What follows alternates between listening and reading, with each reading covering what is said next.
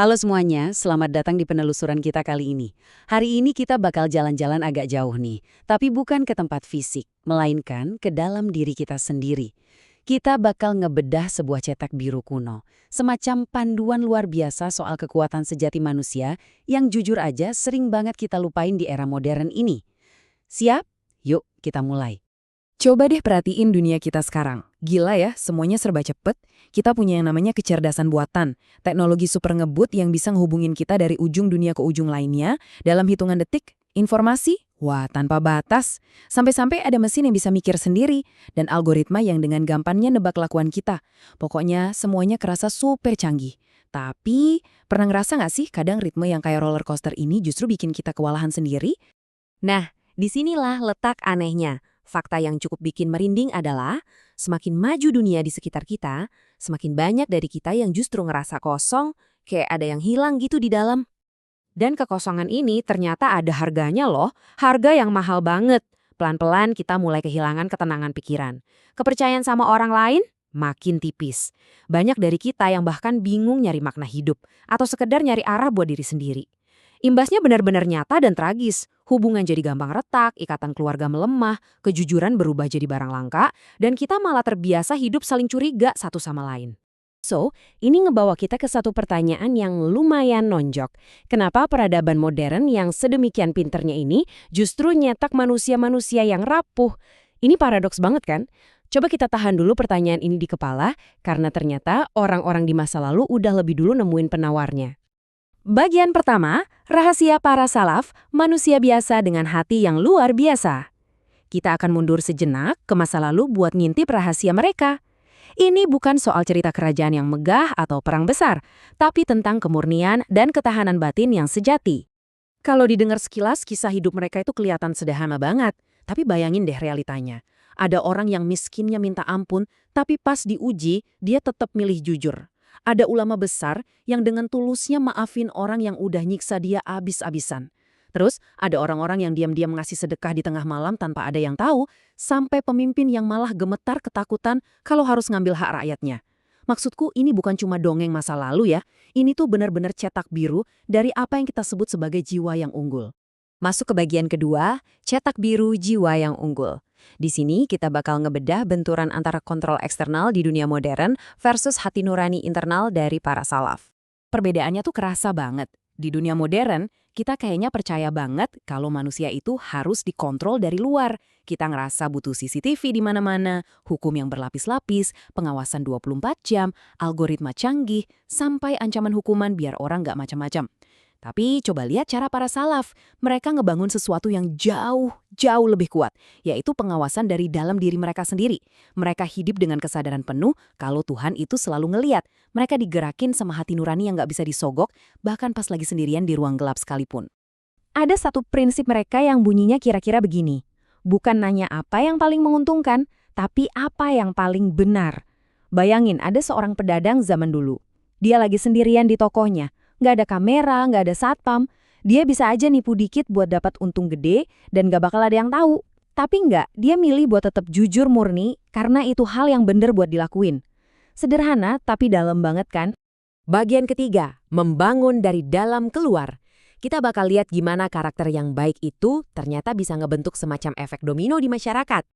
Dan efek domino ini beneran nyata. Gini prosesnya. Awalnya pas manusia bisa ngejaga amanah, otomatis ekonomi jadi sehat. Terus pas manusia punya rasa malu buat berbuat jahat, lingkungan masyarakat otomatis jadi aman. Lanjut lagi, kalau ada rasa takut buat berbuat zolim atau kejam, kekuasaan yang ada juga bakal bersih. Dan pada akhirnya, pas orang-orang belajar buat saling memaafkan, konflik-konflik gede bakal mereda. Kelihatan kan polanya? Kekuatan sebuah masyarakat itu pondasinya cuma satu, karakter individu di dalamnya. Dari situ kita sampai di satu kesimpulan yang super penting. Peradaban itu runtuh bukan dimulai dari krisis ekonomi loh. Mereka hancur karena rusaknya hati manusianya duluan. Para salaf ini paham banget soal realita ini. Sayangnya, ini adalah kebijaksanaan yang sering banget dilewatin gitu aja sama dunia kita sekarang yang terlalu sibuk ngurusin angka dan statistik. Terus apa strategi mereka? Daripada mati-matian ngebangun peradaban dari luar ke dalam, kayak yang sering kita lakuin sekarang, mereka lebih milih beresin dari dalam dulu. Yang dirombak pertama kali itu hatinya, niatnya, karakternya, cara pikirnya, dan yang paling utama, koneksi spiritual mereka dengan Sang Pencipta. Ada satu kalimat yang luar biasa indah bunyinya. Dunia luar hanyalah pantulan dari dunia dalam manusia. Bener juga ya. Waktu mereka sukses ngebersihin bagian dalam diri mereka, efeknya langsung meluber keluar. Keluarga jadi lebih harmonis, orang dagang jadi pada jujur, yang jadi pemimpin juga adil. Semuanya itu ibarat pantulan alami dari hati yang udah tertata rapi. Bagian keempat, memperbaiki hati manusia. Di sini kita ngomongin tentang ujian dan kemenangan yang abadi. Waktu diuji, respon mereka tuh luar biasa banget. Pas lagi susah dan miskin, mereka pantang ngambil jalan pintas, tetap milih jujur. Waktu disakiti sampai berdarah-darah, alih-alih balas dendam, mereka malah milih buat maafin. Bahkan pas mereka lagi di posisi berkuasa dan bisa banget buat ngebalas kelakuan buruk orang, mereka milih buat nahan diri. Dan percaya nggak percaya, justru dari kemenangan-kemenangan kecil di dalam batin inilah, kekuatan dan pertolongan yang nggak terduga sering banget datang ngebantu mereka. Sekarang coba deh kita bandingin prioritas kita sama mereka.